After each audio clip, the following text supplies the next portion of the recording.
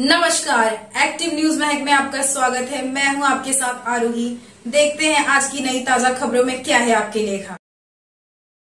महाटिक स्थान नालासोपारा 20.7.24 तोड़ना।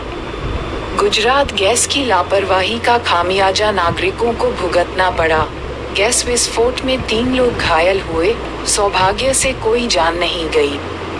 शिरडी नगर चंद्रेश हिल्स सीतास नालासोपारा पूर्व की बिल्डिंग में गुजरात गैस कंपनी का मीटर लगाते समय शाम करीब 5.30 बजे विस्फोट हो गया।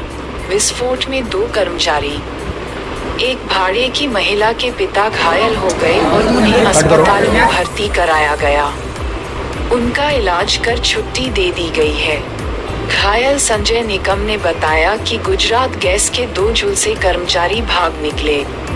नालासोपारा में चंद्रेश हिल्स C10 बिल्डिंग में गुजरात गैस की ओर से नागरिकों के घरों में मीटर लगाने का काम शुरू किया गया था। इसी दौरान उन्हीं कर्मचारियों ने उसी बिल्डिंग में 3 अन्य लोगों के घरों में मीटर लगा दिए। मीटर सुरेश था। अनुमान लगाया जा रहा है कि निगम के घर में गैस पाइपलाइन बंद किए बिना ड्रिलिंग करने के दौरान ड्रिल मशीन गैस के संपर्क में आ गई और बड़ा विस्फोट हो गया। धमाका इतना जोरदार था कि बाथरूम की स्लैब और बेडरूम के पर्दे जल गए।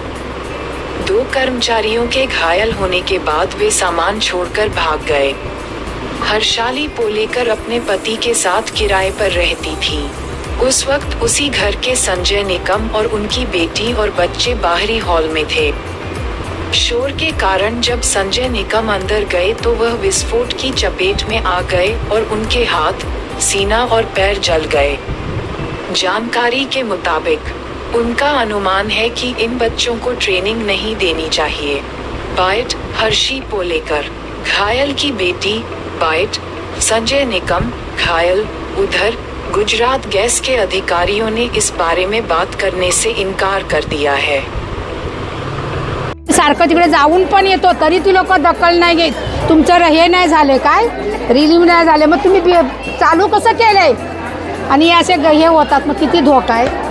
मांगनी काय कभी से चालू है? कभी से आपके 7 महीना हो गया। 7 महीना? हाँ, बिल नहीं आया है। हम लोग एक साथ किधर से भरेगा? बराबर। उन लोग को क्या देंगे फाड़ के? हाँ। हम लोग किधर से भरेंगे? और ये जो विस्फोट हुआ वो कैसे क्या हुआ? वो क्या मालूम नहीं। हम लोग उधर बैठे थे, चाय पीते, एकदम ऐसा आया। इन सब कितना खतरा होता है? डर है क्या आपको? हाँ, अभी डर ही लगा। डर तो लगेगा ही ना, बच्चे लोग है हमारे। हाँ। सब है, हम लोग किधर जाएंगे? मांग क्या आपकी? मांग क्या? कोई नहीं चाहिए अभी ये गैस पाइपलाइन नहीं चाहिए। बाइकआउट नहीं चाहिए, हम लोग को तो नहीं चाहिए। मैं तो मेरे घर में से निकाल ही देगी अभी। क्या निकाल? ये गुजरात गैस। Thank you. काय झाला होता इकडे? काय झाला होता इकडे? थांबा। तिथं 2 दिवसापासून ह्या गुजरात भारत गॅस कंपनीचं काम चालू आहे। आज त्यांनी वॉल बंद न करता त्यांनी डायरेक्ट ते होल पाडायला घेतलं आणि ते डायरेक्ट होल पाडल्या कारणाने तो स्फोट झाला कारणाने घरामध्ये वायरिंग वगैरे असं स्पार्क होऊ शकतो। त्याच्यामध्ये दोघा ठिकाणी काहीतरी मार लागलेला आहे। आता मला वाटतं हॉस्पिटलला पण घेऊन गेलेले आहेत। ह्या कंपनी हलगर्जीपणा मला खूप यांचा ह्या कंपनीचं चाललेलं आहे। गुजरात गॅस त्यांना प्रत्येक गोष्टीला 1000 वेळा फोन करून सुद्धा त्यांना दखल घेत नाहीत ही कंपनी। तक्रारी कधी केली का अगोदर? अनेक वेळा तक्रारी आज चाललेल्या आहेत, पण ते तक्रारीची दखलच घेत नाही ती कंपनी। एवढी ते हरामखोर कंपनी चाललेली आहे। आता काय पोलिसांकडे तक्रार करणार आहे का? आता नियमानुसार पोलीस केस आहे ते होणारच आहे। बरोबर, FIR दाखल होणारच आहे। काय मागणी काय आपली? मागणी आता आमचं काय ते कुणाला काय लागले ते बघावं लागेल। हॉस्पिटल काय ते बघावं लागेल, त्यानुसार त्यांचा जो खर्च असेल तो करावा लागेल कंपनीला। Okay sir, thank you. मी रवींद्र पाटेकर, मनसे शहर संघटक। मला सांगा, ही जी घटना झाली, स्फोट झालेला आहे, याला कोण नेमका जबाबदार आहे, काय सांगाल?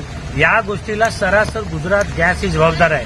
कारण गुजरात गॅसच्या अगोदरही आता द्वारका हॉटेल आहे, या ठिकाणी सुद्धा द्वारका हॉटेल आहे, त्या ठिकाणी सुद्धा ती अशाच प्रकारे गुजरात गॅसच्या चुकीमुळे स्फोट झालाय आणि ते पूर्ण हॉटेल जळून गेलेलं आहे।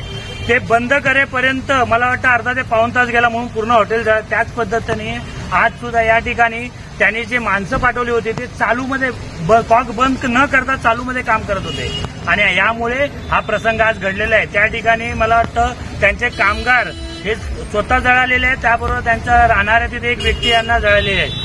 म्हणजे याची पूर्णतः जबाबदारी गुजरात गॅसची आहे आणि मी पोलीस प्रशासनाला एक निवेदन करतो की यांच्यावरती गुन्हा दाखल झाला पाहिजे.